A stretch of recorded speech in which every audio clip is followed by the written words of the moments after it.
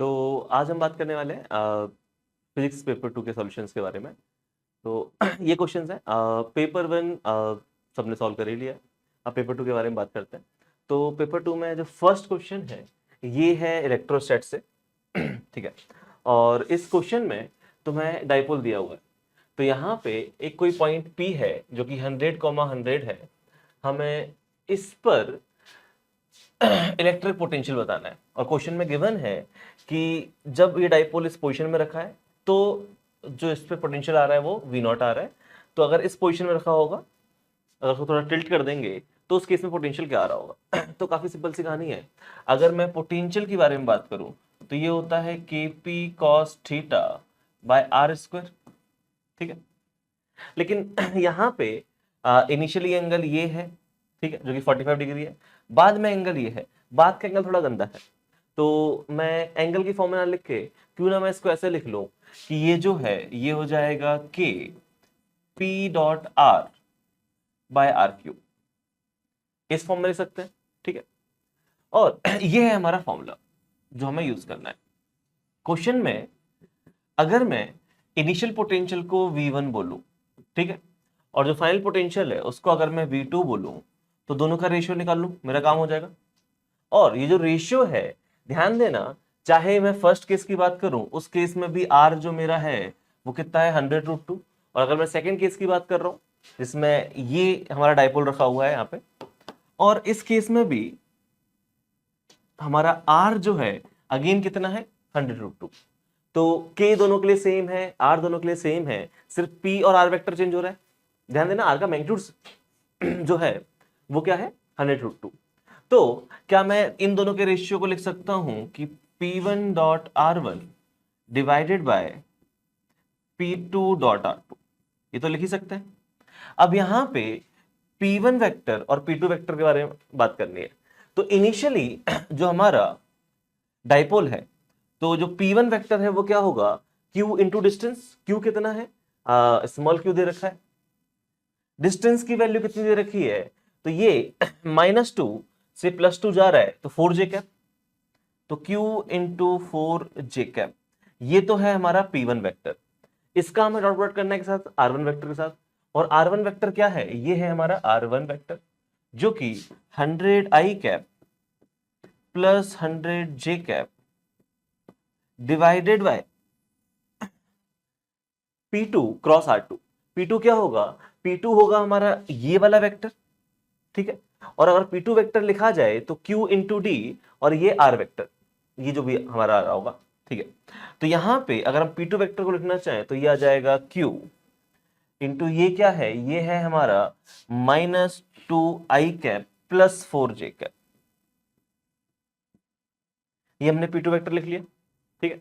और R2 जो है, R2 अगेन सेम है, तो वो आ गया 100i cap plus 100j cap. Dot product ले लेते हैं और इसको सॉल्व कर लेते हैं। तो इसको सॉल्व जरा मैं इस तरफ कर देता हूं, ठीक है।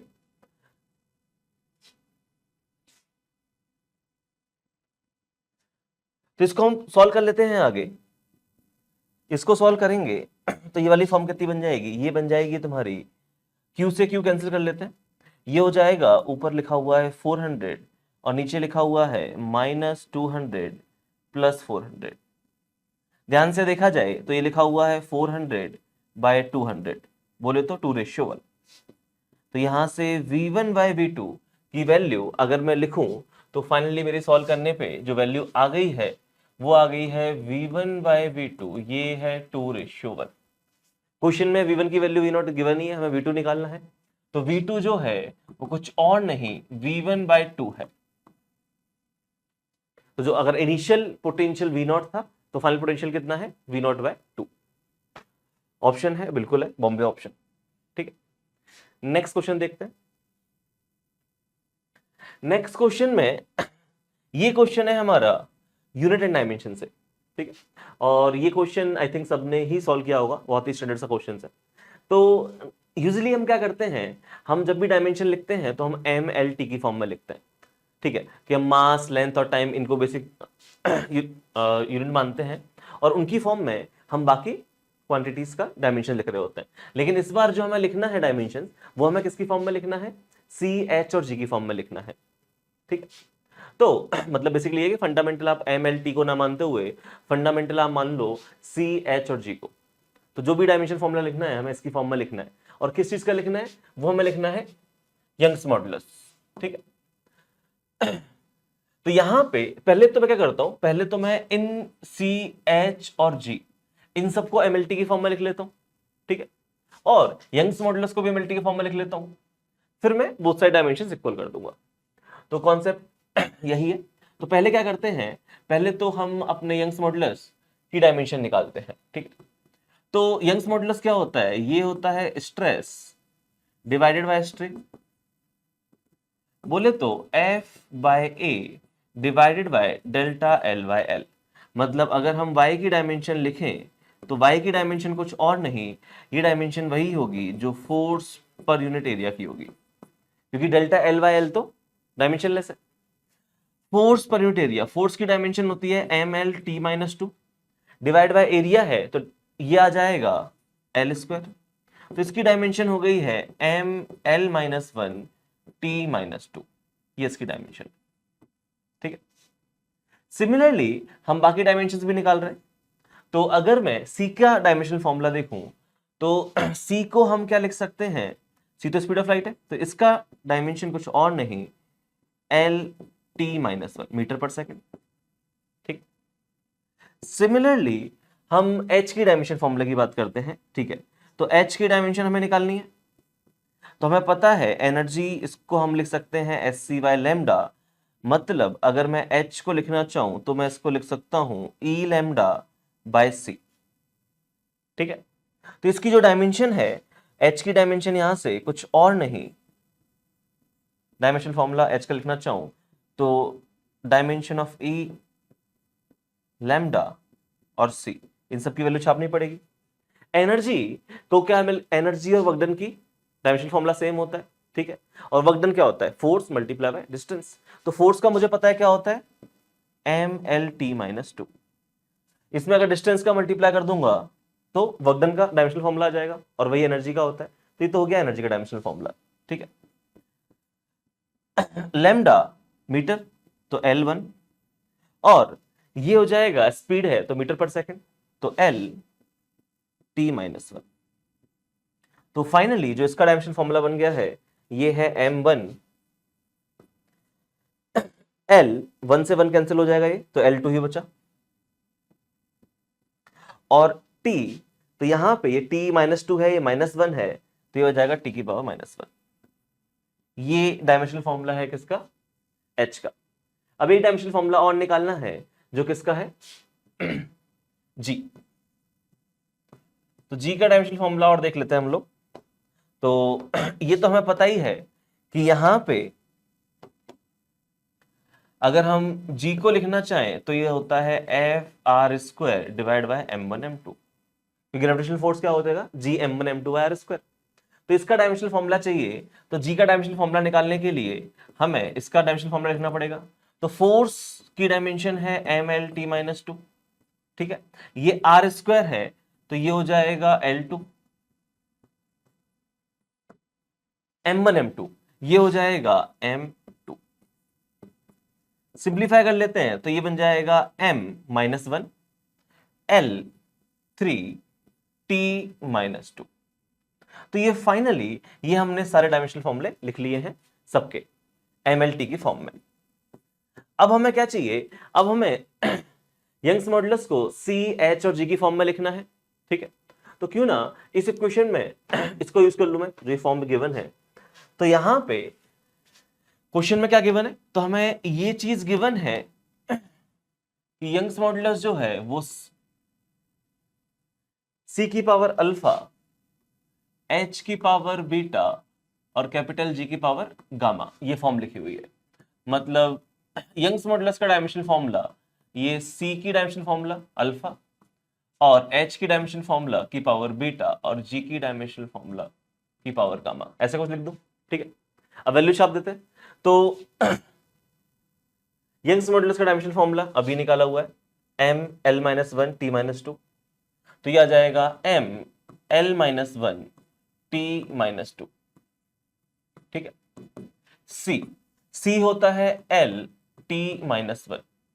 ठीक है, और इसकी पावर अल्फा।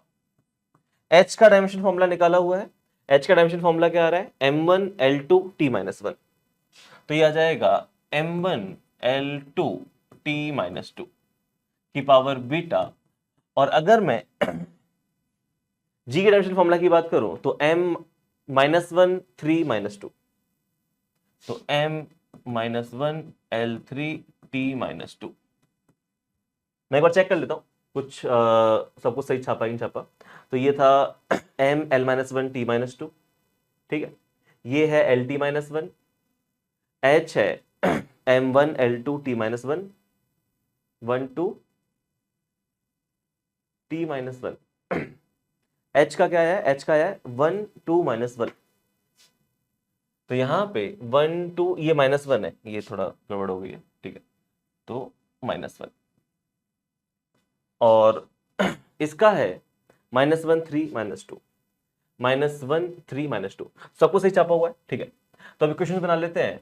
तो यहां पे अगर हम कंपेयर करें, एक लाइन और लिख लेते हैं, तो ये है m1 l minus one t minus two,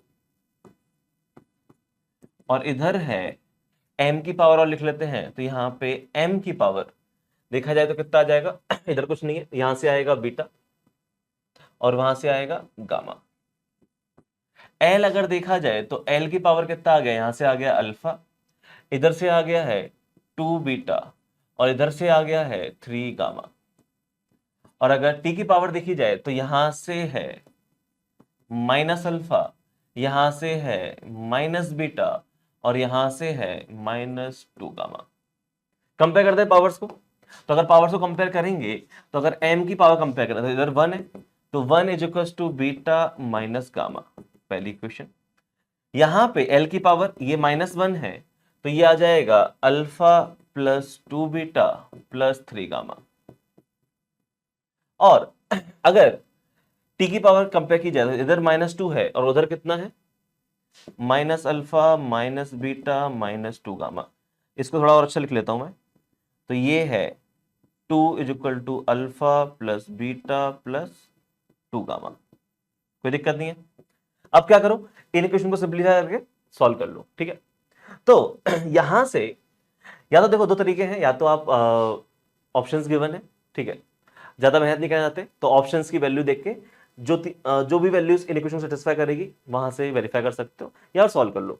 तो अभी मैं सॉल्व कर लेता हूं, फिर वेरीफाई भी कर लेंगे। ठीक है, तो यहां पे अगर इक्वेशन 1 एंड 3 को यूज किया जाए तो 1 और 3 का अगर मैं सम कर दूं तो ये बनेगा alpha plus two beta, alpha plus two beta plus gamma.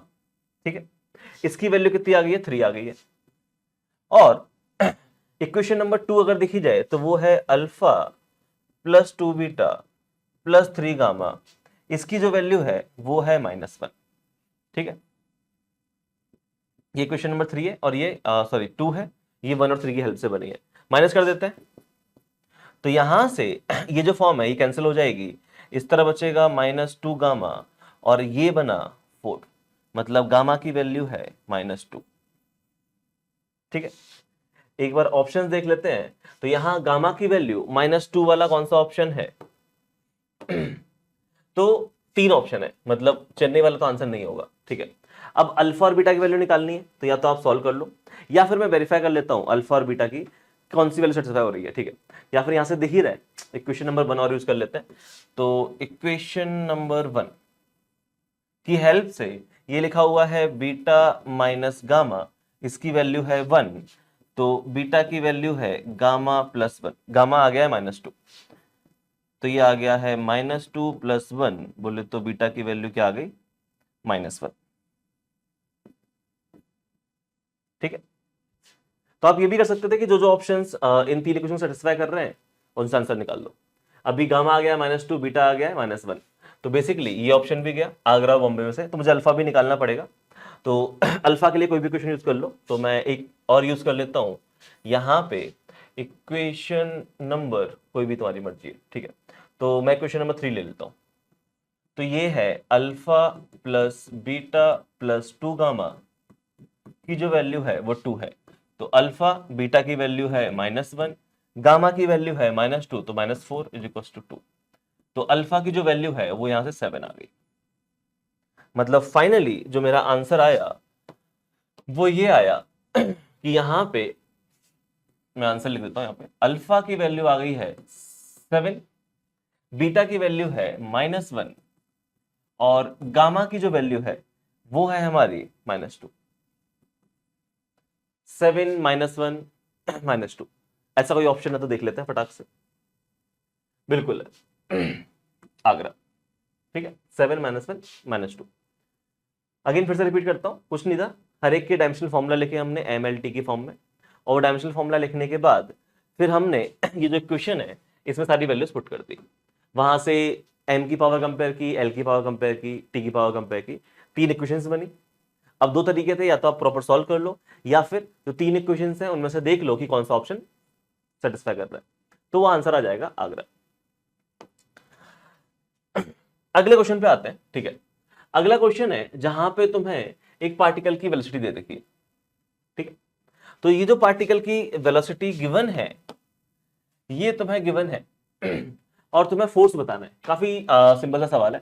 तो v वेक्टर जो है वो है अल्फा y, ये x कैप को मैं i कैप लिख दूं, प्लस 2 अल्फा x, और इसको मैं क्या लिख दूं, j कैप लिख दूं, ठीक है। तो यहां पे करना क्या है, एक्सप्रेशन निकालने के लिए डेरिवेटिव करना पड़ेगा, तो डेरिवेटिव कर देते हैं। तो ये बन जाएगा अल्फा और ये है dy by D T I cap, plus 2 alpha ये है dx by D T J cap. और अगर गौर से देखो तो ये क्या लिखा हुआ है, अल्फा, ये क्या लिखा हुआ है, वेलोसिटी का y कंपोनेंट, और ये लिखा हुआ है 2 अल्फा वेलोसिटी का x कंपोनेंट। और अभी x और y कंपोनेंट हमें पता ही है, यहां पे अगर देखा जाए तो ये है x कंपोनेंट, ये है vx, और ये है हमारा y कंपोनेंट, ये है vy। क्यों ना वैल्यू छाप दें, तो वैल्यू छाप दें तो ये बन जाएगा अल्फा vy, ये है 2 अल्फा x, ठीक है। ये तो हो गया हमारा i cap, plus 2 alpha, x component क्या है, अल्फा y, ये हो गया हमारा j कंपोनेंट। तो फाइनली आंसर आ गया है 2 alpha square x i cap, और ये बन जाएगा 2 alpha square by j cap. ये कॉमन निकाल लो, तो यहां से फाइनली जो एक्सेलेरेशन आ गया है वो आ गया है 2 alpha square x i cap plus y j cap. But question में पूछा गया है फोर्स, तो इसको हम लिख देंगे मास इंटू एक्सेलरेशन।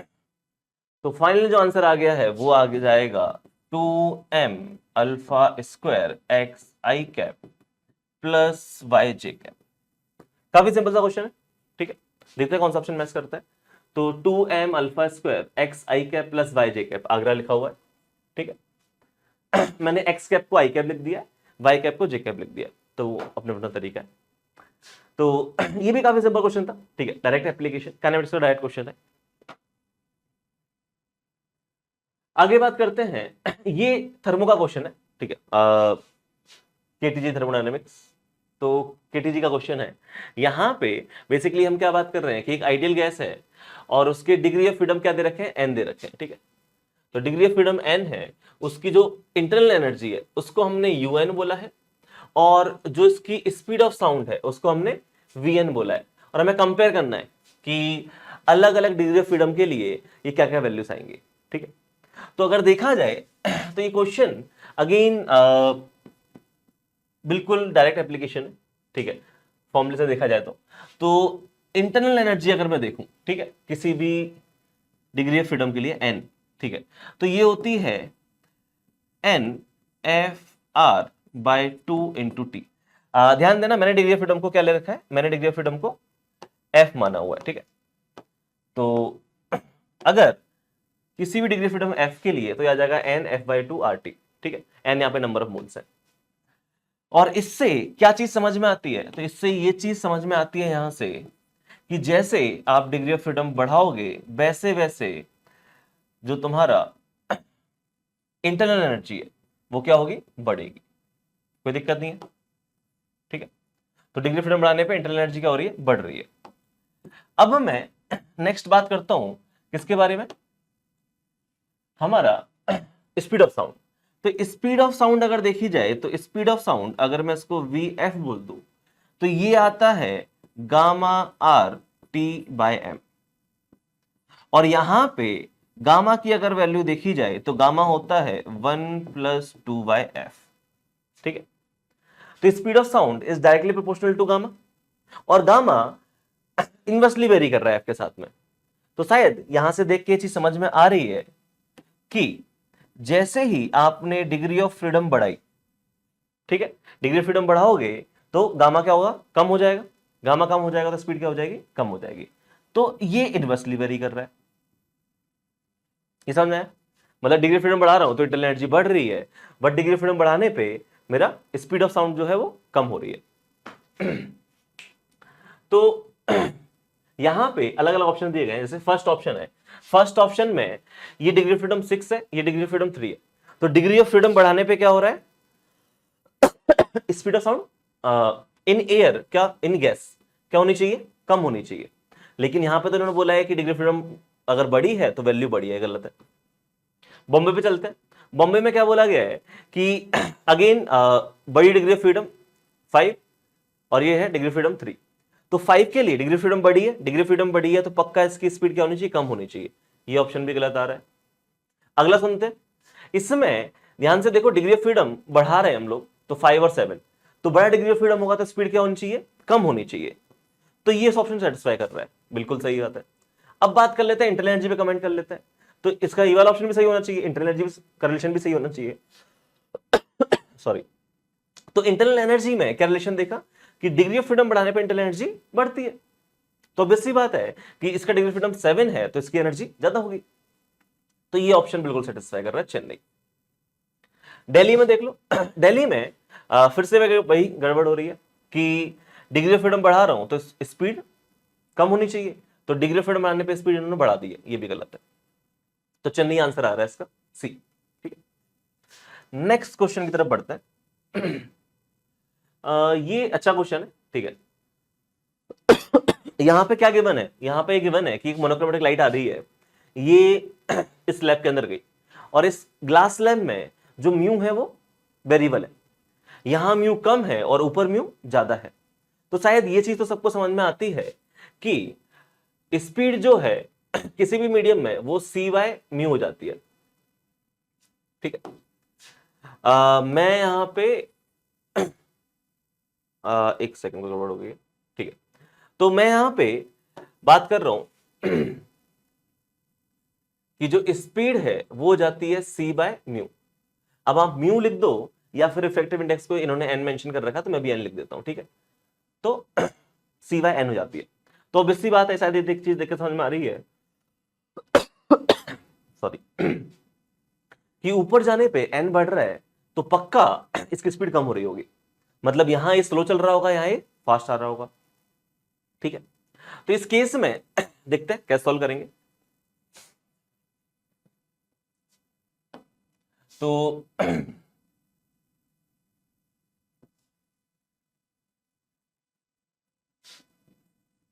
ये है हमारी ग्लास लैब, ठीक है। और इस लैब में ये मोनोक्रोमेटिक लाइट आ रही है, ये लाइट यहां से एंटर की t इक्वल टू 0 पे मान लेते हैं, ठीक है। तो t इक्वल टू 0 पे एंटर की और यहां से ये light t equal to t1 पे एग्जिट कर गई। और t1 क्या होगा, t1 होगा डिस्टेंस, अगर ये d है तो d डिवाइडेड बाय इसकी स्पीड अंदर, और इसके अंदर स्पीड क्या थी, इस केस में इसकी स्पीड है यहां पे, अगर v1 की बात करूं तो आ जाएगा c बाय n1, तो आ गया c बाय n1, मतलब ये टाइम कुछ और नहीं dn1 बाय c आ गया, ठीक है। अब इतने टाइम में ये जो है वो यहीं कहीं पहुंची होगी। रीजन बहुत सिंपल सा है कि ऊपर हमारा अगर आप स्पीड देखोगे तो स्पीड है c बाय n2, और सिंस ऊपर n ज्यादा है तो स्पीड कम है, तो सेम टाइम t1 में उसने कम डिस्टेंस कवर किया होगा। अब क्या होगा, ये जो रे है ये बाहर जाके ये जो रे है ये बाहर एयर में जाएगी और स्पीड ऑफ लाइट से ट्रेवल कर रहा है, ठीक है। लेकिन ये वाली जो रे है ये पहले बाहर आएगी और फिर ट्रेवल करेगी। तो यहां इसको कितना टाइम लगा मुझे वो निकालना है। तो मैं कह रहा हूं यहां से यहां तक आ गया। तो मान लेते हैं कि ये t इक्वल टू 0 पे यहां एंटर करती और t इक्वल टू T2 पे बाहर निकलती। और ध्यान देना ये जो T2 है ये फिर से क्या आएगा, डिस्टेंस डिवाइडेड बाय स्पीड, और स्पीड क्या है c/n2। मतलब ये जो टाइम है ये आ गया dn2/c। कोई दिक्कत नहीं है। अब क्या करना है, ध्यान देना कि यहां पे जैसे ही ये रे यहां पे पहुंची ये यहां पे पहुंच चुकी है, ठीक है। तो हमारा वेव फ्रंट ऐसा कुछ होगा और रे जो है वो एक्चुअली ऐसे जा रही होगी परपेंडिकुलर। तो रे पहले सीधी आ रही थी, ठीक है। अब ध्यान देना कितना डिविएट हो गई है, तो ये कुछ डिविएशन आ गया। और अगर मैं इस डिविएशन को अल्फा बोलूं तो ये अल्फा है, 90 माइनस अल्फा, 90 माइनस अल्फा, तो ये एंगल क्या हो जाएगा, अल्फा हो जाएगा। तो यहां से जो tan अल्फा है वो कुछ और नहीं, कितना डिवीजन हुआ तो वो कुछ और नहीं, अगर ये डिस्टेंस x है, क्वेश्चन में हाइट h ऑलरेडी दे रखी है, तो ये है x/h। और ये x कितना है, x होगा कि यहां से लेके यहां तक कब कितना डिस्टेंस ट्रेवल किया। तो t इक्वल टू T1 पे यहां था, t इक्वल टू T2 पे यहां पे है, तो ट्रेवल कितना किया, स्पीड c है, multiply by time taken, time taken क्या है T2 माइनस T1, इतना डिस्टेंस ट्रेवल किया डिवाइड बाय h। इसकी वैल्यूज देख लेते हैं, तो ये आ गया c T2 माइनस T1 बोले तो d n2/c minus d n1/c whole multiply by h। ध्यान देना c से c से कैंसिल हो जाएंगे। ये जो लिखा हुआ है ये लिखा हुआ है d n2 माइनस n1/h। ये है आपका एंगल ऑफ डिफ्लेक्शन, ठीक है। तो रे कितना डिफ्लेक्ट हो गई है, रे है tan inverse d n2 minus n1/h, इतना डिफ्लेक्ट हुई होगी। क्वेश्चन में ऑप्शंस पढ़ते हैं तो it will get deflected by this, नहीं ये तो गलत लिखा हुआ है। हाँ ये बॉम्बे ऑप्शन सही लिखा हुआ है, यही एंगल निकाला है हमने भी, ठीक है, सेम ही एंगल है। इट विल नॉट डिफ्लेक्ट, ये भी गलत लिखा हुआ है। The deflection angle depends on n2 minus n1, सही बात है, n2 माइनस n1 ही तो आया फॉर्मूले में, ठीक है, and not on the individual values of n1 and n2, ये बात भी सही है। इंडिविजुअल वैल्यू पे डिपेंड नहीं कर रहा है, ये डिपेंड कर रहा है डिफरेंस पे, n2 माइनस n1 पे, ठीक है। तो ये ऑप्शन भी सही है। तो इसका आंसर आ गया है बॉम्बे एंड दिल्ली। समझ में आया, अच्छा क्वेश्चन था, ठीक है। अगला क्वेश्चन जो है ये रोटेशन का क्वेश्चन है, ये आई थिंक अगेन स्टैंडर्ड्स का क्वेश्चन है। बस इसमें ध्यान देना कि यहां पे ये एक बॉडी है और क्वेश्चन में बोला गया है कि जो डिस्क है वो रोल कर रही है विदाउट स्लिपिंग, ठीक है। और यहां पे हमने एक इंपल्स अप्लाई की है। तो जो इंपल्स अप्लाई की है इस इंपल्स की वजह से क्या होगा, इस इंपल्स की वजह से एक तो उसका लीनियर मोमेंटम चेंज होगा और साथ में एंगुलर मोमेंटम भी चेंज होगा, क्योंकि इस इंपल्स की वजह से एंगुलर इंपल्स भी आ रही होगी। तो अगर देखा जाए तो पहले तो मैं देख लेता हूं कि यहां पे इसमें कितना चेंज आया। तो फाइनली ये कुछ घूम के स्पीड v0 से जाएगा, ये कुछ ओमेगा आ जाएगा, ठीक है, क्योंकि इसकी वजह से जो एंगुलर इंपल्स आ रही है वो कैसी आ रही है, क्लॉकवाइज आ रही है। तो v और ओमेगा मान लिया मैंने। तो पहली कंडीशन तो आप ये लगाओगे कि जो भी आपने लीनियर इंपल्स अप्लाई की है वो लीनियर मोमेंटम को चेंज करेगा, मानते हो कि नहीं। और लीनियर मोमेंटम में जो चेंज आएगा वो लिख लेते हैं। तो इंपल्स आपने अप्लाई की है J0, लीनियर मोमेंटम में चेंज तो mass into final velocity v0, क्योंकि इनिशियल तो 0 है। तो यहां से जो v0 है वो आ गया है आपका J/m। और सिंस क्वेश्चन में गिवन है कि रोलिंग हो रहा है तो क्या मैं ये बोल सकता हूं कि ओमेगा कुछ और नहीं v/r होगा, क्योंकि प्योर रोलिंग के केस में क्या होता है, v equal to omega r होता है, ठीक है। तो इसको मैं थोड़ा और बेटर लिख देता हूं कि प्योर रोलिंग का केस है मतलब v equal to omega r follow हो रहा होगा, क्योंकि इस पॉइंट पे कोई रिलेटिव मोशन नहीं होना चाहिए। तो इस पॉइंट की वेलोसिटी v0 आगे की तरफ और एक ओमेगा r पीछे की तरफ, और v0 माइनस ओमेगा r की वैल्यू 0, तो v equal to omega r, common sense वाली बात है। तो यहां से ओमेगा जो है वो आ गया है v/r। और ये फॉर्म कुछ और नहीं, ये बन जाएगी J/mr। ठीक है। तो ये है यहां पे कि इसका लीनियर मोमेंटम चेंज होगा और वेलोसिटी आएगी J/m, ओमेगा आएगा J/mr। ठीक है। एक चीज पे ध्यान देना कि इन ऑप्शंस के बारे में बात करते हैं, ऑप्शंस में क्या क्या लिखा है। तो पहले ऑप्शन में इन्होंने ए की वैल्यू 0 रखी है। ठीक है, मतलब अंदर कैविटी नहीं है, तो ए की वैल्यू 0 है, तो क्या ये बिहेव कर रहा है डिस्क की तरह? बिल्कुल सही बात है। ठीक है, अगर ए की वैल्यू बी है, इसका मतलब ये है कि इनर आउटर रेडियस सेम है, तो किस केस में होता है? वो रिंग के केस में होता है। तो सेकंड वाले में किसकी तरह बिहेव करेगा? रिंग की तरह। तो वो हम अभी सॉल्व करेंगे। सी ऑप्शन पढ़ते हैं। सी में h equals to hm, the initial angular velocity does not depend on inner radius. सही बात है। ध्यान देना, हमने जो इनिशियल एंगुलर वेलोसिटी निकाली है ओमेगा नॉट, ये निकाली है इनिशियल, ये क्या है? J/mr। और यहां पे अगर r की वैल्यू छाप दी जाए तो मैं छाप देता हूं, ठीक है, r की वैल्यू, और r की वैल्यू इस क्वेश्चन में क्या है? b है, तो ये लिखा हुआ है J/mb, है ना। तो ये a पे तो डिपेंड नहीं कर रहा, राइट, ये डिपेंड कर रहा है किस पे? b पे। तो इनर रेडियस पे डिपेंड नहीं कर रहा, मतलब चेन्नई तो आंसर सही है। और तो एक आंसर आ गया इसका चेन्नई। ठीक है, अभी हम ऑप्शंस पढ़ रहे हैं, फिर सॉल्व करेंगे। फिर नेक्स्ट लिखा हुआ है म्यू की वैल्यू 0 और h की वैल्यू 0, तो व्हील स्लाइड कर रहा है। सही बात है। ध्यान देना कि अगर यहां पे फ्रिक्शन नहीं है और h की वैल्यू 0 है, h की वैल्यू 0 का मतलब यह है कि इस पर्टिकुलर केस में आपने जो इस पे इंपल्स अप्लाई की है वो आपने अप्लाई की है यहां पे सेंटर से, और फ्रिक्शन है नहीं। तो अगर सेंटर पे इंपल्स अप्लाई करोगे तो नो डाउट पार्टिकल के पास एक वेलोसिटी तो आ जाएगी, लेकिन रोलिंग के लिए क्या होना चाहिए? v इक्वल्स टू ओमेगा होना चाहिए। तो v तो आ गई, ओमेगा किसकी वजह से आता है? ओमेगा आता है इनिशियल बॉडी रेस्ट पे। ओमेगा किसकी वजह से आएगा? एंगुलर इंपल्स की वजह से। और ध्यान दो, अगर फ्रिक्शन नहीं है तो इस पे कोई एंगुलर इंपल्स नहीं आ रही है, और जब एंगुलर इंपल्स नहीं आ रही है इसका मतलब यह है कि यहां पे कोई ओमेगा नहीं आएगा। तो इस पर्टिकुलर केस में आप ये कह सकते हो कि हाँ, ये ऑप्शन भी सही है। ठीक है, फिर से रिपीट कर रहा हूं कि अगर म्यू की वैल्यू 0 है, h की वैल्यू 0 है, तो देखो h की वैल्यू 0 की, इसका मतलब ये है कि इसका लीनियर मोमेंटम तो चेंज होगा, बट एंगुलर मोमेंटम में कोई चेंज नहीं है क्योंकि एंगुलर इंपल्स 0 है, तो इसके पास ओमेगा नहीं आएगा। मतलब इसके जो ये बॉडी है ये क्या करेगी? स्लाइड करेगी। हाँ, अगर फ्रिक्शन होता तो बिल्कुल पॉसिबल था कि फ्रिक्शन की वजह से एंगुलर इंपल्स आ जाती, या फ्रिक्शन होता तो टॉर्क आ जाता, टॉर्क आ जाता तो ओमेगा आ जाता, ऐसे सोच सकते हो। तो बेसिकली यहाँ पे सी और डी तो हमें ऑप्शन देख के समझ में आ गए। ई और बी सॉल्व करने पड़ेंगे। तो ए और बी सॉल्व करने के लिए नेक्स्ट हम क्या कह रहे हैं? तो नेक्स्ट हम ये कह रहे हैं कि यहां पे अगर आपने एंगुलर इंपल्स इस बॉडी पे आ रही है तो पक्का इसका एंगुलर मोमेंटम भी चेंज होगा, और एंगुलर इंपल्स कितना हो जाएगा? Linear impulse multiply by R. तो यहां पे इस पर्टिकुलर केस में, पहले केस में क्या है? डिस्क है, तो हम एक एक करके दोनों केस स्टडी करने पड़ेंगे।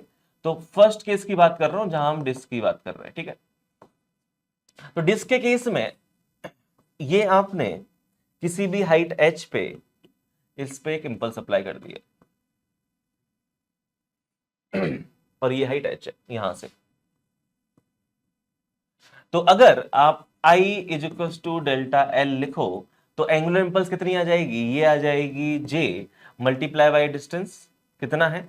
अच्छा, अब इसमें ध्यान देना कि आपकी मर्जी है, आप जो एंगुलर इंपल्स कैलकुलेट कर रहे हो कहां से कैलकुलेट करना चाहते हो। ठीक है, तो एंगुलर इंपल्स अगर मैं कैलकुलेट करना चाहूं तो या तो आप इसके अबाउट कैलकुलेट कर सकते हो, ठीक है, या आप चाहो तो जो अगर प्योर रोलिंग हो रहा है तो आप आईसीआर के अबाउट कैलकुलेट कर लो, इस पॉइंट के अबाउट। तो मैं आईसीआर के अबाउट कैलकुलेट कर रहा हूं, ठीक है, अबाउट पॉइंट पी। तो आईसीआर के अबाउट कितना आ जाएगा? ये आ जाएगा जे नॉट, और ये है हमारा रेडियस कितनी है? B plus H. ये पूरा डिस्टेंस लेंगे, है ना, ये डिस्टेंस है बी, ये है H, is equal to change in angular momentum. तो इनिशियल एंगुलर मोमेंटम 0 है, फाइनल क्या होगा? I into omega. और आई कैसे निकालेंगे? तो इस पॉइंट के अबाउट आई निकाल लो। तो डिस्क का सेंटर के अबाउट होता है half M R square, plus इसके अबाउट कितना आ जाएगा? M R square, 3/2 M R square आएगा इसके अबाउट, मल्टीप्लाई बाय ओमेगा। तो ये लिखा हुआ है J naught B plus H, इसकी वैल्यू 3/2 एम, आर की वैल्यू क्या है? बी, तो बी स्क्वायर हो गया। ओमेगा हमें पता है, अभी अभी हमने निकाला है, ओमेगा है यहाँ पे J naught by M into B. थोड़ा सिंप्लीफाई करते हैं। तो सिंप्लीफाई करोगे तो यहां से जे नॉट कैंसिल हो जाएगा, एम कैंसिल हो गया, बी से बी कैंसिल हो गया। तो यहां से जो फॉर्म बनी वो फाइनली फॉर्म ये बन गई है कि b प्लस एच, इसकी वैल्यू 3/2b। तो यहां से h की वैल्यू आ गई है b/2। है कोई ऑप्शन? बिल्कुल है। तो आगरा भी सही है। ठीक है। रहा बॉम्बे वाला ऑप्शन, हम रिंग के लिए बात करेंगे तो यही चीज हम फिर से अप्लाई करेंगे। ठीक है, रिंग के लिए तो वो मैं नेक्स्ट पेज पे कर लेता हूं। तो रिंग वाले केस में क्या होगा, हमारे पास ये रिंग है और रिंग वाले केस में भी हमने सेंटर से कुछ हाइट h पे ये इंपल्स अप्लाई किया और हम इस पॉइंट के अबाउट कैलकुलेट कर रहे हैं।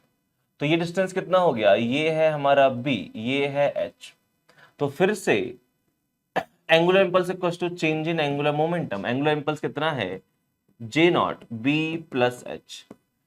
बस क्या चेंज होगा, मोमेंटम से चेंज होगा। पहले डिस्क के केस में 3/2 एम आर स्क्वायर आ रहा था, इस बार कितना आएगा, तो सेंटर के अबाउट होता है एम आर स्क्वायर प्लस इस पॉइंट के अबाउट चाहिए इसलिए एम आर स्क्वायर और parallel axis theorem point P के अबाउट कैलकुलेट कर रहे हैं। ठीक है, इनटू ओमेगा। तो ये आ गया J naught B plus H, इसकी value 2m R square, R की वैल्यू क्या है b, और ये कितना था J naught by M B. फिर से सॉल्व करते देखते हैं। तो जे नॉट से जे नॉट कैंसिल हो गया, m इंटू बी ये कैंसिल हो गया। फाइनली यहां से बन गया b प्लस एच की वैल्यू 2b, मतलब h जो है वो हमारा आ गया b। तो प्योर रोलिंग के लिए h की वैल्यू कितनी आ गई, b आ गई है। मतलब इसका ऑप्शन बॉम्बे भी सही है। तो इसके सारे ऑप्शन आते हैं, इसका आंसर आ गया A B C D all. ध्यान देना, आगरा और बॉम्बे ऑप्शन बेसिकली ये है कि अगर यहां फ्रिक्शन इनफ है, ठीक है, तो बॉडी को क्या करना है, रोल करना है। और रोल करने के लिए जो कंडीशन है वो ये है कि v equals to omega follow होना चाहिए। ठीक है, अब हमने ये बोला कि जो भी इंपल्स आई है वो इंपल्स अगर b/2 की हाइट पे लगती है, अगर ये डिस्टेंस b/2 होता है, ठीक है, तो पक्का रोल करेगा। वो हमने निकाला सॉल्व करके। सिमिलरली रिंग के केस में ये डिस्टेंस कितना होना चाहिए, ये डिस्टेंस होना चाहिए b, मतलब ये यहां पे लगनी चाहिए इस पॉइंट पे, तब जाके रोल करते हुए जाएगा। ठीक है, और बाकी दो ऑप्शन हमने देख ही लिए थे। तो सॉल्व करना था इस क्वेश्चन में। अगला जो क्वेश्चन है, अगले क्वेश्चन में क्या कहानी है, तो यहां पे तुम्हें इलेक्ट्रिक फील्ड दे रखी है, ठीक है, और तुम्हें बताना है मैग्नेटिक फील्ड। तो ये ईएमएफ का क्वेश्चन है।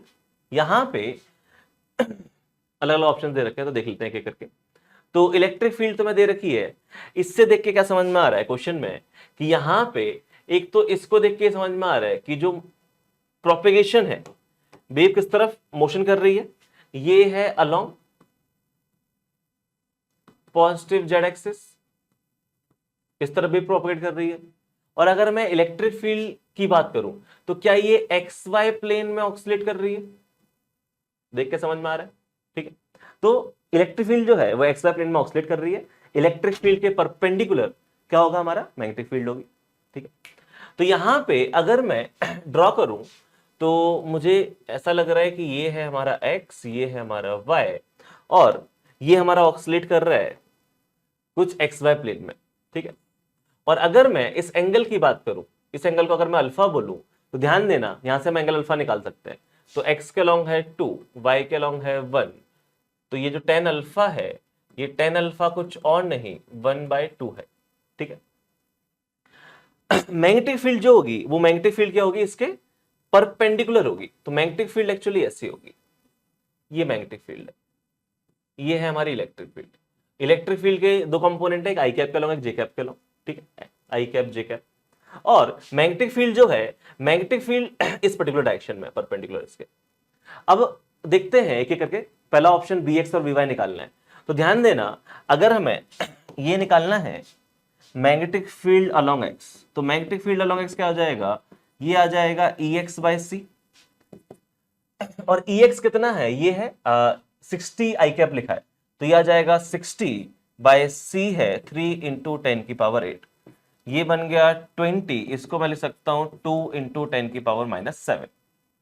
और अगर मैं इसकी डायरेक्शन की बात करूं कि मैग्नेटिक फील्ड का जो एक्स कंपोनेंट है इसकी डायरेक्शन क्या है, आई कैप या माइनस आई कैप, तो ध्यान देना यहां पे जो मैग्नेटिक फील्ड है ये इस तरफ है, मतलब इसके दो कंपोनेंट हुए हैं ऐसे, ये है हमारा Vx, ये है हमारा Vy। तो Vx की डायरेक्शन क्या है, ये है माइनस आई कैप। फिगर देख के समझना पड़ेगा, समझ में आ गया होगा। तो ये हमारी क्या आ गई है, एक्स कंपोनेंट। और अगर मैं वाई कंपोनेंट यहां से अगर मैं लिखना चाहूं तो Vx जो है वो आ जाएगा 2 इंटू 10⁻⁻⁷, डायरेक्शन है माइनस आई कैप, तो एक माइनस साइन लगा दूं, ठीक है। और ये जो फॉर्म सेम लिखी थी वही सारी फॉर्म सेम आ जाएगी, तो ये आ गया है 2π 5 इंटू 10⁻14t -10⁻⁷/3 इंटू 10, ये फॉर्म आ जाएगी, ठीक है कोई ऑप्शन क्या दे तो रखा है आगरा, तो -2 10⁻⁷, और ये जो फंक्शन है ये फंक्शन आ जाएगा तुम्हारा, ठीक है, साइन का। लिखा नहीं है क्या, हाँ यहाँ पे साइन आएगा और साइन के अंदर ये लिखा हुआ है तो ये आंसर बिल्कुल सही है आगरा। सिमिलरली हम निकालेंगे Vy, तो Vy कैलकुलेट कर लेते हैं। तो Vy निकालने के लिए क्या कह रहे हैं हम लोग, तो Vy हो जाएगा Ey divide by C। Ey कितना है, ये है, ध्यान देना ये लिखा हुआ है, अगर इलेक्ट्रिक फील्ड में फिर से लिखूं तो ये लिखी हुई है 60 i cap plus 30 j cap, और फिर साइन के अंदर फंक्शन लिखा हुआ है, ठीक है। तो Ey यहां से कितना है, 30 है, डिवाइडेड बाय 3 इंटू 10⁸। ध्यान से देखो ये लिखा हुआ है 1 इंटू 10⁻⁷, ये तो इसका मैग्नीट्यूड आ गया। रही बात डायरेक्शन की, तो अगर मैं डायरेक्शन की बात करूं तो अभी अभी तो हमने बात की थी, कंपोनेंट देख के क्या समझ में आ रहा है, तो यहां पे इसका कंपोनेंट है जे कैप के अलोंग, तो डायरेक्शन है प्लस जे कैप के अलोंग। है क्या कोई ऑप्शन, नहीं है, मैग्नीट्यूड गलत दे रखा है तो मैथ पे जरूरत है नहीं। Wave is polarised in X Y plane, सही बात है एक्स वाई प्लेन में है, ठीक है। और क्या दे रखा है आगे, एंगल 30 डिग्री दे रखा है, हमने एंगल क्या निकाला था, tan इनवर्स 1/2, तो ये तो गलत है।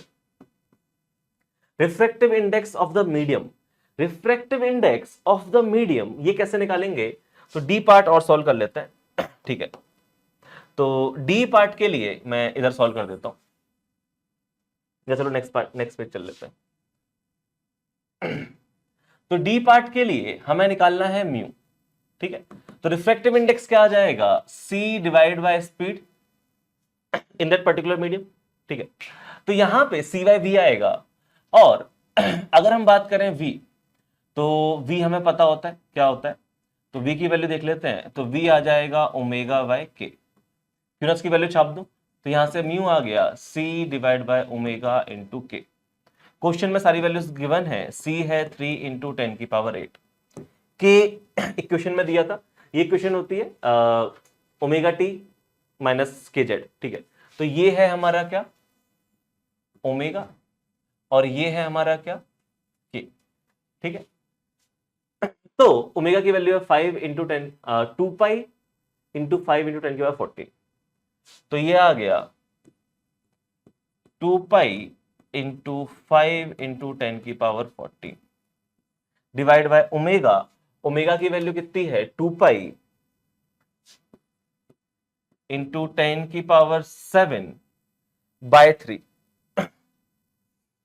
कुछ गलत लिख दिया है क्या, ओमेगा नीचे छापना था, के इधर छापना था, ठीक है, बिल्कुल गलत हो गया है।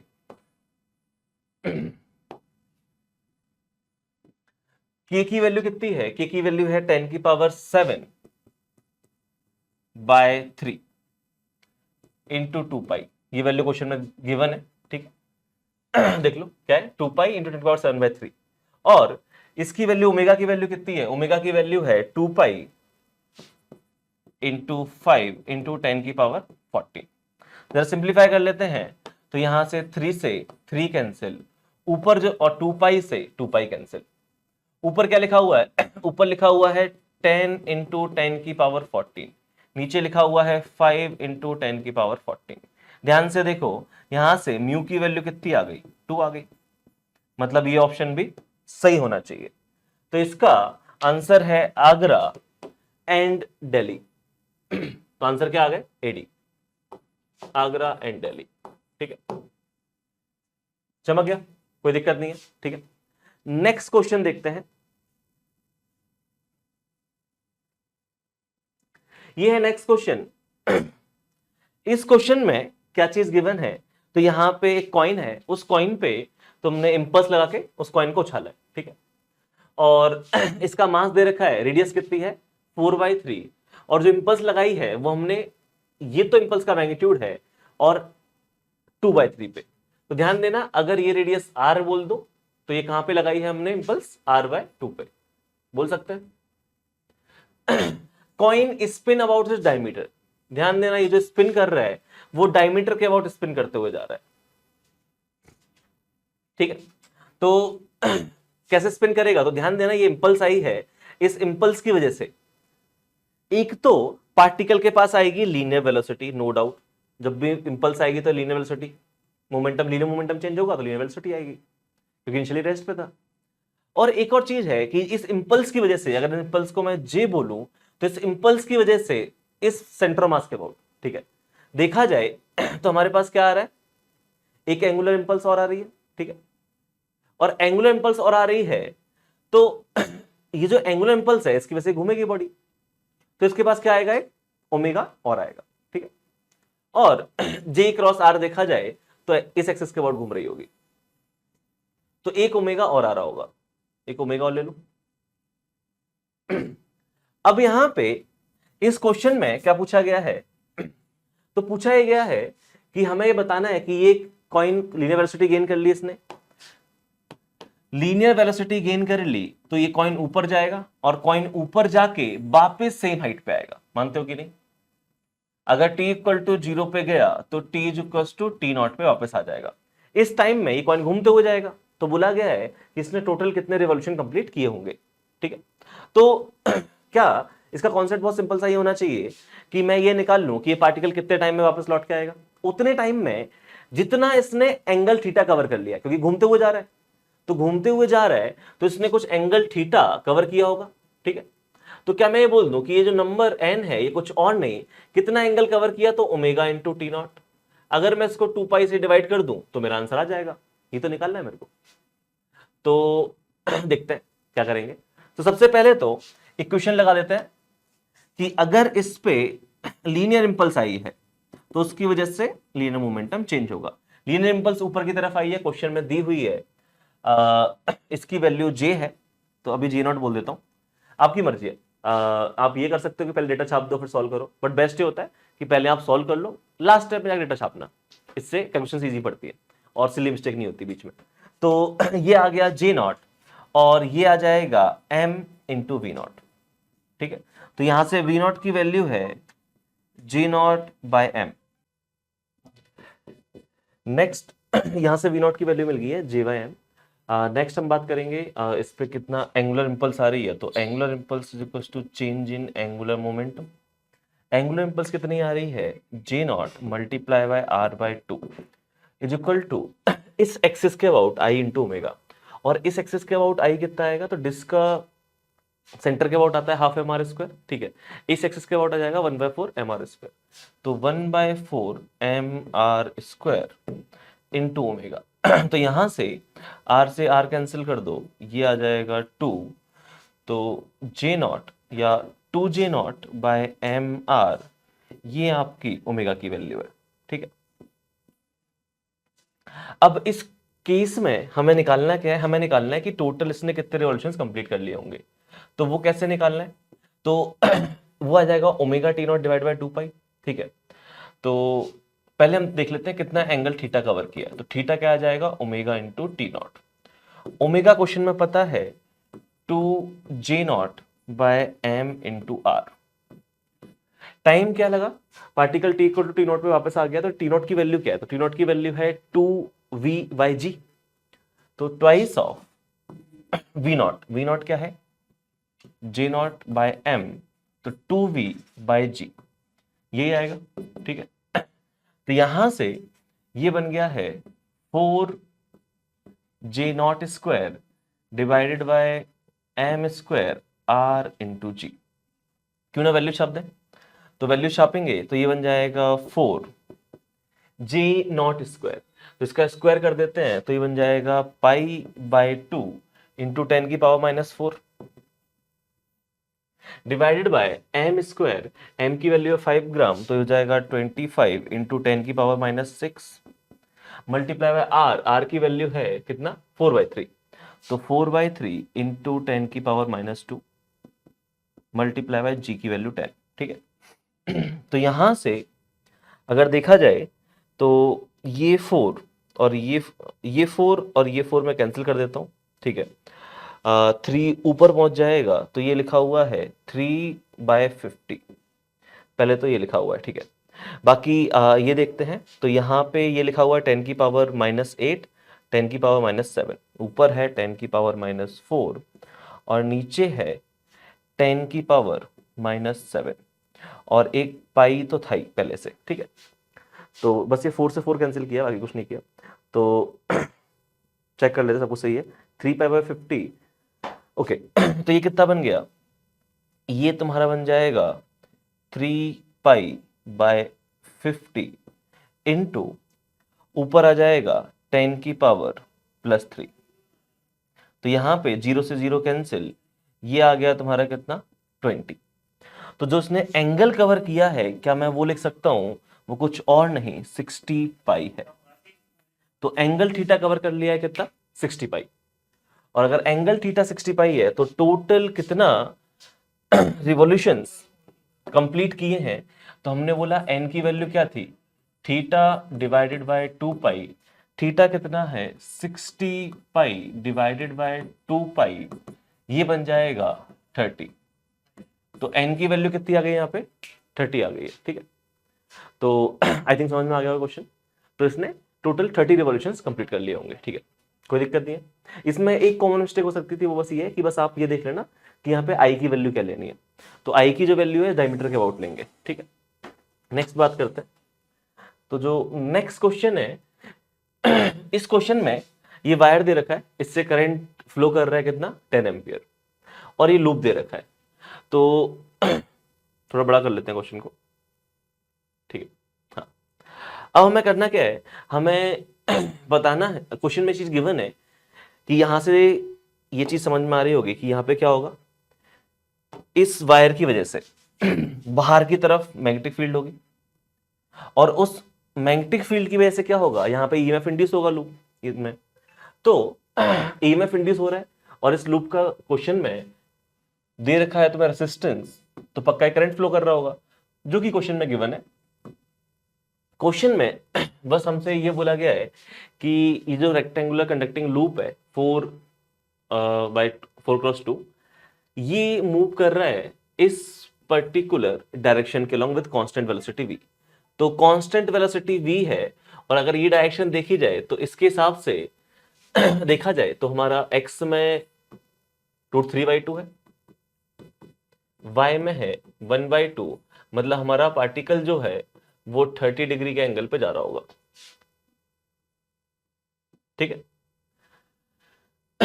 और अगर v है तो मैं ये लिख सकता हूं कि ये v का cos 30 और ये v का sin 30, तो ये v/2 ये वाला कंपोनेंट और ये वाला कंपोनेंट v√3/2। क्वेश्चन में और क्या गिवन है और ये गिवन है कि ये जो करंट है ये वाला करंट 10 एम्पियर है, और इस लूप के अंदर जो करंट आ रहा है वो आ रहा है 10 माइक्रो एम्पियर। ठीक है ये डिस्टेंस कितना है, डी की वैल्यू 4 गिवन है। ठीक है तो हमें निकालना है स्पीड v की वैल्यू। तो अगर मैं इस लूप में कितना करंट आएगा, तो मैं ये कह रहा हूं कि यहां पे शायद ये चीज समझ में आती है कि यहां पे अगर हम बात करेंगे तो यहां पे वेलोसिटी के 2 कंपोनेंट है। ठीक है लेकिन ये वाला कंपोनेंट जो है v√3/2, ठीक है ये कोई कंट्रीब्यूट नहीं करेगा इंड्यूस ईएमएफ में, क्योंकि इंड्यूस ईएमएफ के लिए जो हम लिखेंगे तो इंड्यूस ईएमएफ हम क्या लिखेंगे, ये हम लिखेंगे v×b × L। ठीक है तो यहां पे ये वाला कंपोनेंट जो है ये कुछ इंड्यूस ईएमएफ करेगा नहीं, लेकिन जो vy वाला कंपोनेंट होगा ये v/2 इसकी वजह से ईएमएफ इंड्यूस होगा। सिमिलरली इस वाले बारे में बात करेंगे तो यहां पे जो भी कंट्रीब्यूशन होगा इंड्यूस ईएमएफ में हमारा इस वाले का आएगा, एक्स वाले कंपोनेंट का। सिमिलरली यहाँ वाई वाले कंपोनेंट का, और यहाँ पे एक्स वाला कंपोनेंट। ठीक है, अब ध्यान देना कि अगर मैं इंड्यूस ईएमएफ की बात करूं तो पोलैरिटी कैसी आएगी। तो इस केस में पोलैरिटी ऐसी कुछ आ रही है। ठीक है, वी पोलैरिटी के लिए हमने क्या किया, हमें ये देखना है V क्रॉस V से देख लो। ठीक है, तो V है हमारा इस तरफ, है कि नहीं, और मैग्नेटिक फील्ड बाहर की तरफ, तो V क्रॉस V के हिसाब से पॉजिटिव चार्ज इस तरफ जा रहा होगा। तो ये हाई पोलैरिटी, ये लो पोलैरिटी, हम ऐसी बात कर लेते हैं।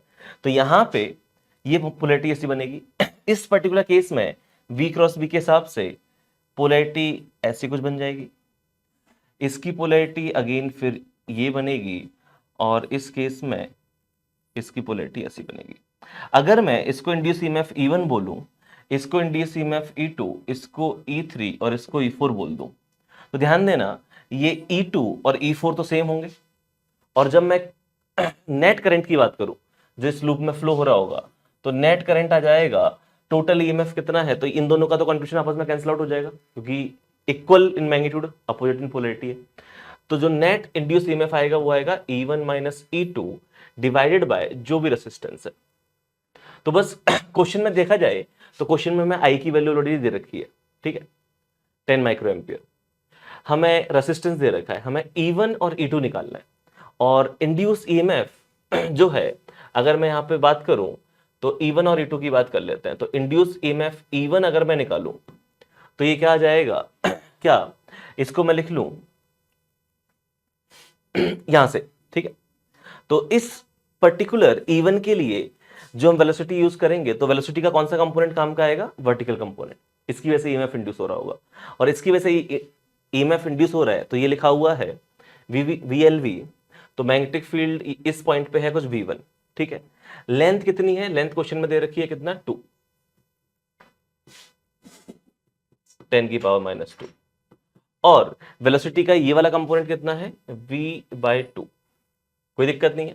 तो ये लिखा हुआ है, 2 से 2 उड़ा दो, ये यहां पे आ गया है V1 इंटू V इंटू 10 की पावर -2। सिमिलरली अगर मैं E2 निकालूं तो E2 आ जाएगा उस पॉइंट की मैग्नेटिक फील्ड V2, यहां पे लेंथ फिर से 2 सेंटीमीटर, और यहां पे वेलोसिटी क्या आ गई फिर से V/2, 2 से 2 कैंसिल, तो ये आ गया V2V इंटू 10 की पावर -2। बस हमें V1 और V2 की वैल्यू छापनी है। तो V1 और V2 की अगर मैं बात करूं, अब हमें यहाँ पे क्या चाहिए, मैग्नेटिक फील्ड चाहिए। और मैग्नेटिक फील्ड जो है इस वायर की वजह से वो कितनी आ जाएगी, μ0 I/2πr। ठीक है, मतलब इन दोनों पॉइंट्स पे मैग्नेटिक फील्ड देखी जाए तो करंट तो सेम दोनों के लिए है ही है, 1/r पे डिपेंड कर रहा है। ठीक है, तो अगर मैं यहाँ पे E1 माइनस E2 छापूंगा तो V1 माइनस V2 की फॉर्म बननी चाहिए। तो जरा सिंप्लीफाई करते हैं इसको। तो क्या करते हैं हम लिख रहे हैं कि हमारा जो करंट आ रहा है वो है E1 माइनस E2/r। E1 क्या है, E1 माइनस E2 कितना हो जाएगा, V1 माइनस V2। ठीक है, V1 minus V2 multiply by V into 10 की power -2 divided by R। V1 by V2 आ जाएगा μ0 I divided by 2π 1/r1 minus 1/r2 V into 10 की power -2 divided by R। R की वैल्यू कितनी है, 0.1 है। तो V माइनस V2 यही बनेगा, क्योंकि μ0 I/2πr था, तो डिफरेंस लोगे तो 1/r1 माइनस 1/r2 आ जाएगा। और इस करंट की वैल्यू क्वेश्चन में हमें दे रखी है कितनी, 10 माइक्रो एम्पियर। ठीक है, तो जरा सॉल्व करते हैं। तो ये लिखा हुआ है 10 इंटू 10 की पावर -6, μ0/2π ये हो जाएगा 2 इंटू 10 की पावर -7। आई की वैल्यू क्वेश्चन में 10 दे रखी है, 1/r1 तो 1 डिवाइड बाय 4 सेंटीमीटर, और ये आ जाएगा 1/r2 तो 1 divide by 8 centimetre. V into 10 की पावर, तो 0.1 है तो कितना जाएगा, 10 की पावर -1। 10 की पावर -1 से इसको उड़ा दूं। ठीक है, और यहां पे ये देखा जाए तो इस तरफ लिखा हुआ है, क्यों ना इसको मैं लिख लूं 100 इंटू 10 की पावर -7, और ये है 2 इंटू 10 की पावर -7। इस तरफ कितना बना, इसमें 2 का मल्टीप्लाई डिवाइड कर दूं, तो ये फॉर्म जो बन गई है ये बन गई है 200 माइनस 100, 100/8 मल्टीप्लाई बाय v 10 की पावर -7, 10 की पावर -7 कैंसिल हो गया, ठीक है। ये आ गया है यहाँ पे 4 और 100 से 100 कैंसिल हो गया। ये तो काफी अच्छी फॉर्म बन गई है। v की वैल्यू कितनी आ गई 4। तो बेसिकली हमारी जो लूप थी वो 4 मीटर पर सेकंड चल रही होगी at an angle of 30 degree with positive X axis.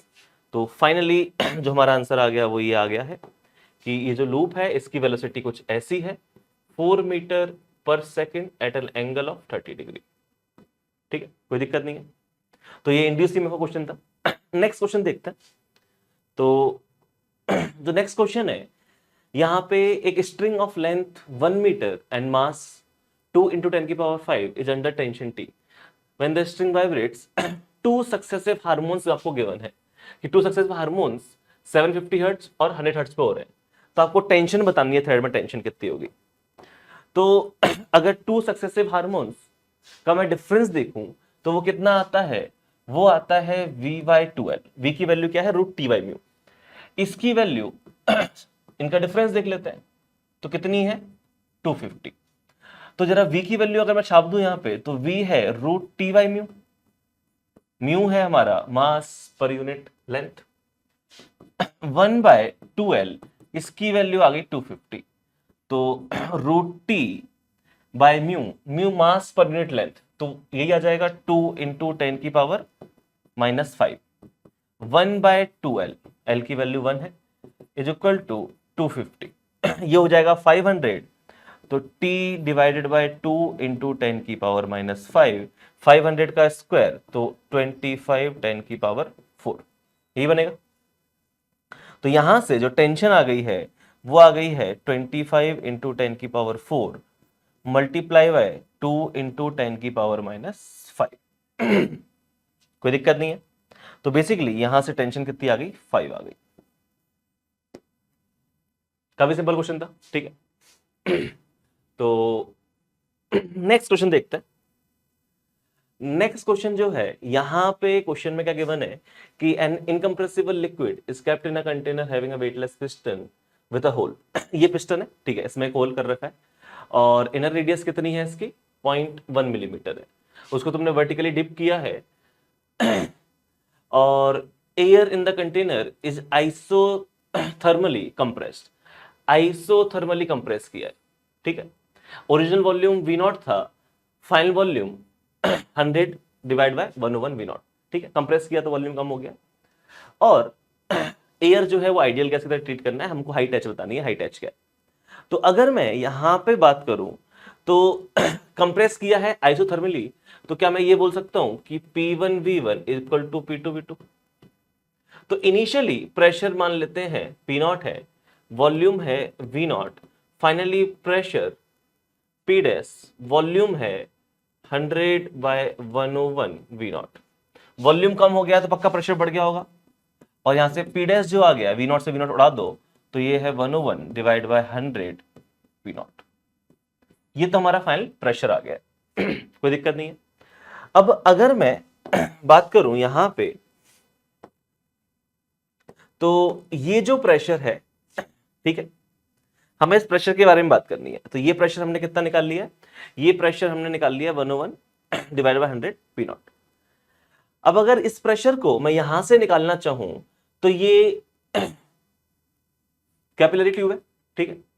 और अगर कैपिलरी है तो अगर बाहर का प्रेशर मैं बोल रहा हूं P0 है तो ये अंदर इस पॉइंट का प्रेशर क्या होगा। तो बेसिकली ऐसा कुछ है। हम ये कह रहे हैं कि यहाँ का प्रेशर P0 है तो क्या अंदर का जो प्रेशर है इस पॉइंट का वो होगा P0, इसका प्रेशर ज्यादा होगा तो ये P0 - 2T/R, यही होना चाहिए। लेकिन हमें इस पॉइंट का चाहिए तो क्या इस पॉइंट का हो जाएगा इस पॉइंट का प्रेशर।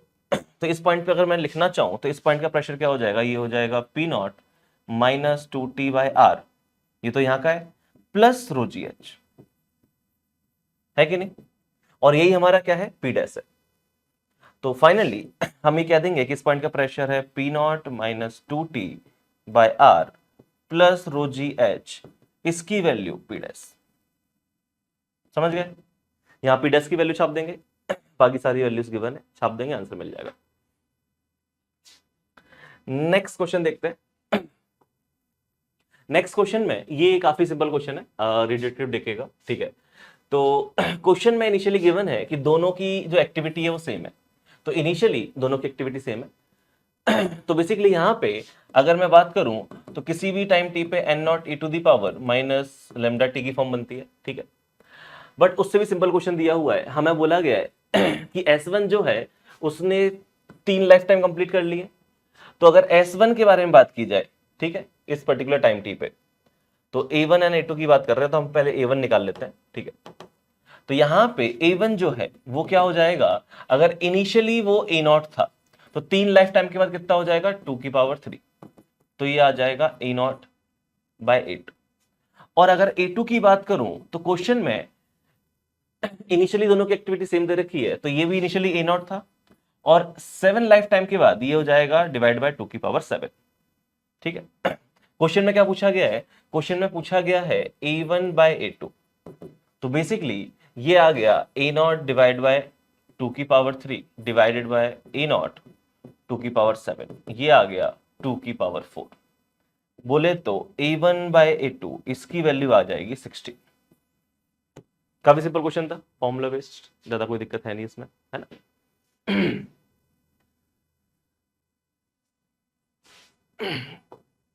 नेक्स्ट क्वेश्चन, इस क्वेश्चन में यहां पे तुम्हें P वर्सेस V ग्राफ दिया हुआ है और बोला गया है कि इस साइकिल का वर्क डन W1 है, इस साइकिल का वर्क डन जो है W2 है, तो आपको दोनों वर्क डन का रेशियो बताना है, ठीक है।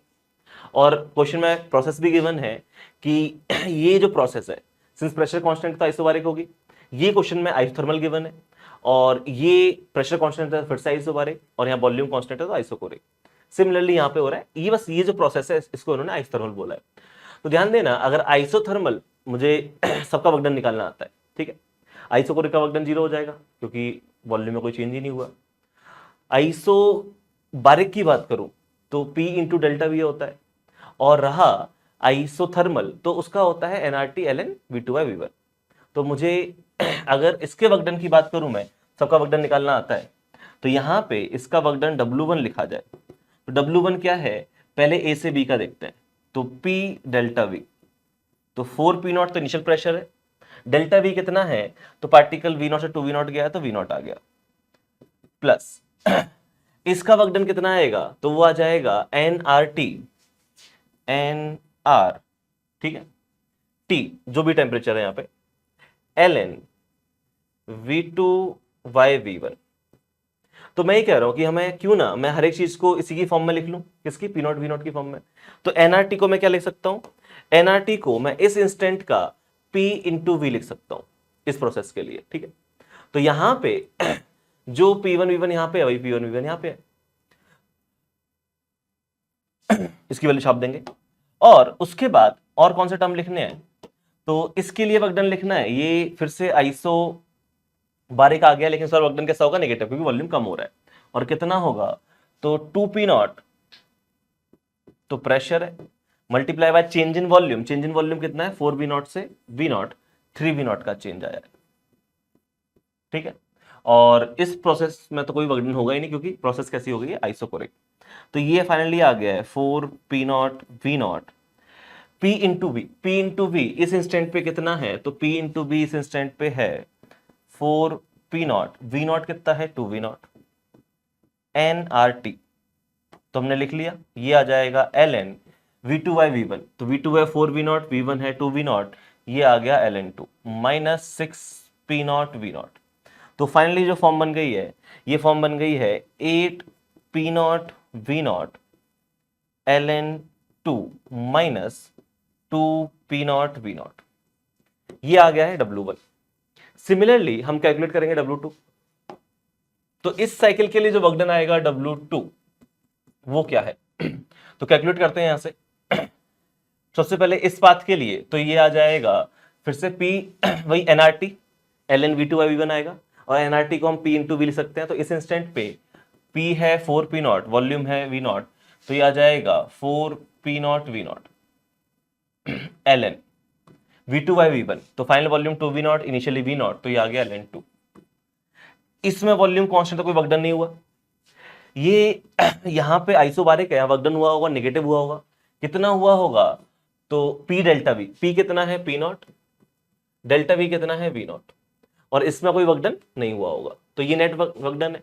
तो ये लिखा हुआ है 4 P naught V naught L N two minus P naught V naught. और जरा गौर से देखो, एक्चुअली ये W1 का हाफ लिखा हुआ है। क्वेश्चन में रेशियो पूछा गया है W1 बाय W2, तो W1 बाय W2 देख के ही समझ में आ रहा है कि कितना आ गया 2:1। समझ गए?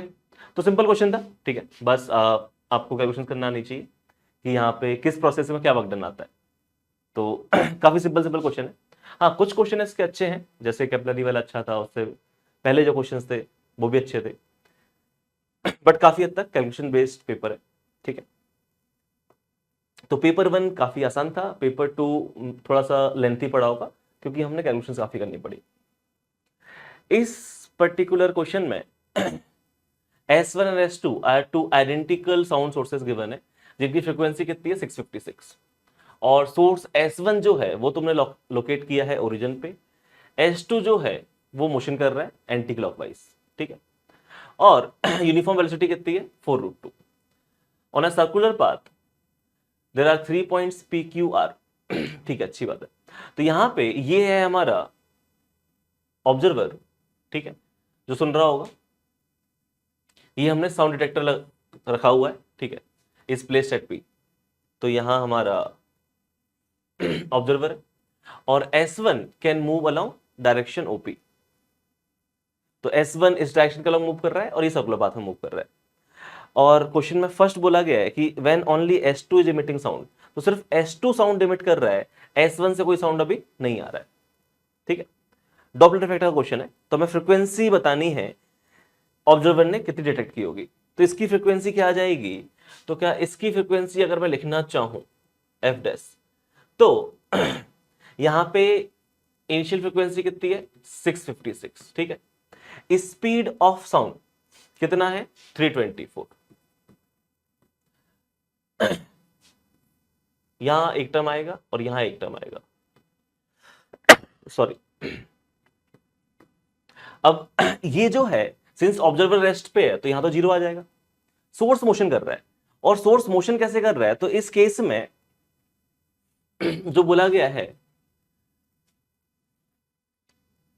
इस वाले केस में, ठीक है, तो यहां पे ये मोशन कर रहा है किससे से 4√2 से, और ये 45 डिग्री पे बात कर रहे हैं। तो अगर ये 4√2 से मोशन कर रहा है,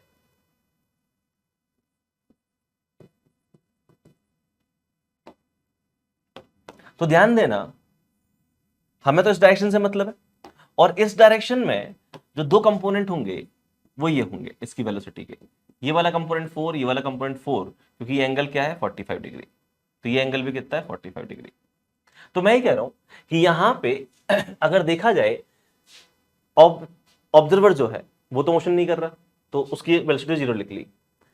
ये जो सोर्स है ये मोशन कर रहा है, तो हम ये कह रहे हैं कि इसका कौन सा कंपोनेंट काम का है, क्या 4√2 काम का है, या फिर ये वाला कंपोनेंट 4 काम का है, कंपोनेंट काम का है। तो जो परपेंडिकुलर वाला कंपोनेंट है तो किसी काम का होता नहीं है, ठीक है।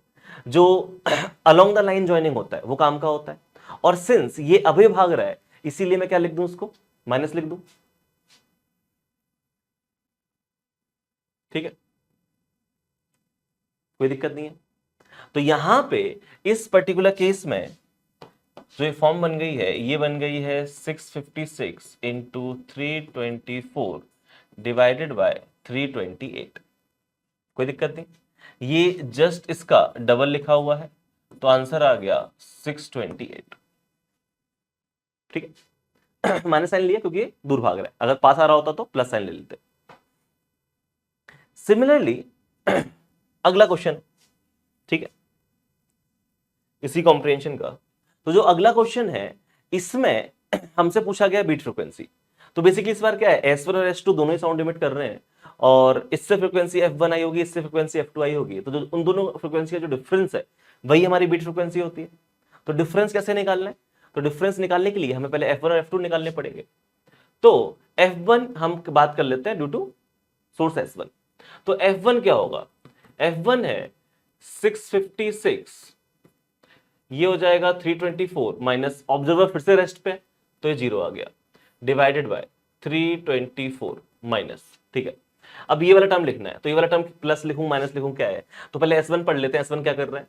तो S1 जो है इस क्वेश्चन में नीचे आ रहा है कितने से? 4 से, और सिंस लाइन ज्वाइनिंग जो ऑब्जेक्ट और ऑब्जर्वर वो है, वो ये है, तो इस लाइन के अलोंग वो 4 से क्या है? अप्रोच कर रहा है।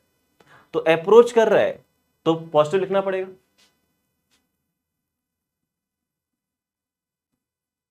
तो ये जो टर्म बन गया है, ये टर्म बन गया है 656 इंटू 324 डिवाइडेड बाय 320।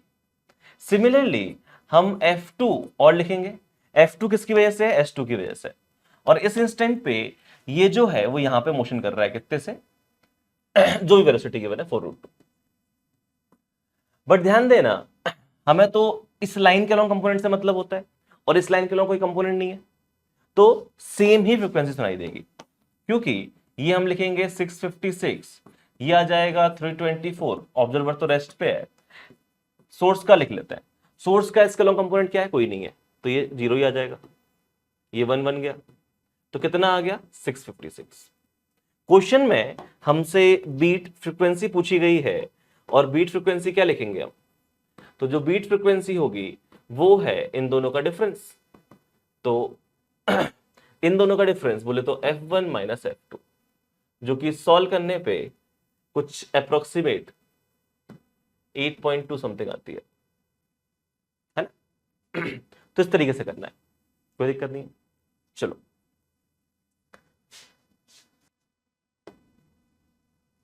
तो ये था हमारा आज का डिस्कशन जेईई एडवांस पेपर 2, ठीक है। आई होप सबको समझ में आ गया। थोड़ी समय की कमी थी, इसलिए हमने ज़्यादा डिटेल में जाए बिना क्वेश्चन को सॉल्व किया है। तो अगर कोई दिक्कत हो, कोई इश्यू हो, तो कमेंट्स में बता सकते हो, ठीक है। इसके अलावा एक क्वेश्चन और है जो कि लास्ट कॉम्प्रिहेंशन है, वो हम अलग से डिटेल सॉल्यूशन लेके आएंगे, क्योंकि वो काफ़ी अच्छा क्वेश्चन है, तो उसे अलग से डिस्कस करेंगे डिटेल में। तो आई होप सबको समझ में आ गया है, और best of luck for your future. जैसा पेपर गया है, एक बार ऑफिशियल आंसर की आने के बाद हम मैच कर पाएंगे, ठीक है।